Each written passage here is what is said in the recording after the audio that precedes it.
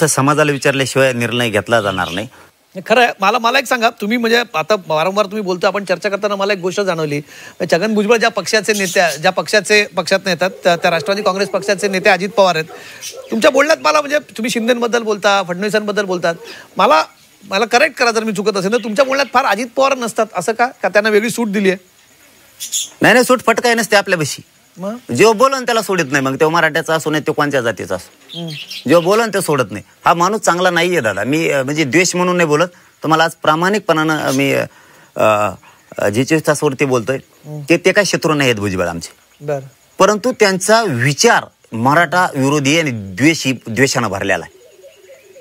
कारण आमच्या समोर सभा घ्यायच्या, हातपाय तोडायच्या, भाषा करायच्या, नेत्याला वाटून द्यायचे भाषण, तू हे म्हण, तू ते म्हण, तू ते म्हण, हातपाय तोडायच्या भाषा करायच्या, पूर्ण ताकद वापरायची. म्हणजे आमचं आंतरवालीतलं परवानगी जी 10 महिन्यापूर्वीची ती स्थगित केलेलं आमरण उपोषण आमचं ते सुरू करायला आमची परवानगी नाकारली जाते आणि त्याला आमच्या पुढे दिली जाते.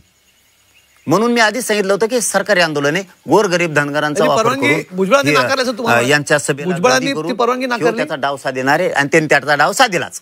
भुजबळांनी परवानगी नाकारली, त्यांनीच पावर वापरले. त्यांनीच आधी सांगितलं होतं माझा काही संबंध नाही, आणि नंतर तोच मीडियाच्या बांधवात बोलला की ते लोक माझे आहेत. त्यांनीच हे घडून आणलं होतं. त्यालाच इथं दंगल घडवायची होती, कारण आमच्या गाड्या तिथूनच येणार आहेत, त्यांच्या गाड्या तिथूनच येणार आहेत. एकमेकाला धक्का लागला, मारामाऱ्या सुरू झाल्या. हे त्याला तिथं करण्याची गरजच नव्हती ना.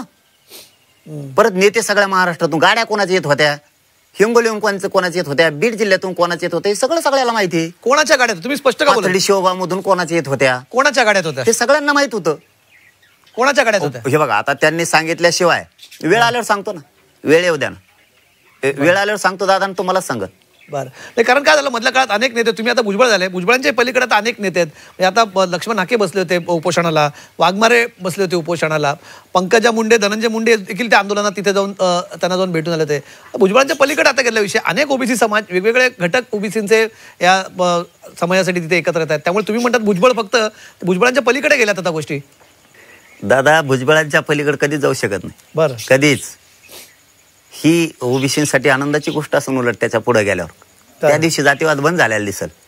त्याच्या पुढे कधीच जाऊ शकत नाही. पेरणी करणारा पेरणाराच ते कोणचं शेतात कोणचं धान्य पेरायचं हे त्याला चांगला माहिती. त्यामुळं आम्ही बाकीच्यांना दोष देत नाहीयेत. आत्तापर्यंत एकाही धनगर बांधवांच्या नेत्याला किंवा धनगर समाजाला आणि ओबीसी समाजाला आम्ही दुखवलेलं नाही एकाही शब्दानं 10 महिन्यात एकदाही. कारण आम्हाला माहिती हे नादी लावतोय. एवढं आंदोलन जर एसटी आरक्षणासाठी धनगर बांधवांसाठी झालं असतं तर आतापर्यंत एसटी आरक्षण मिळालं असतं. तुम्हीच सरकारला मुदत दिली होती, तुम्हीच त्यांच्या हातून, मुख्यमंत्र्यांच्या हातून उपोषण सोडलं होतं, तर त्यामुळे परत तुम्हीच आता सरकारला दोष देता, असं होत नाही का चित्र एक तयार? मग नाही, मी वेळ देतोय सगळ्या सोयऱ्यांसाठी.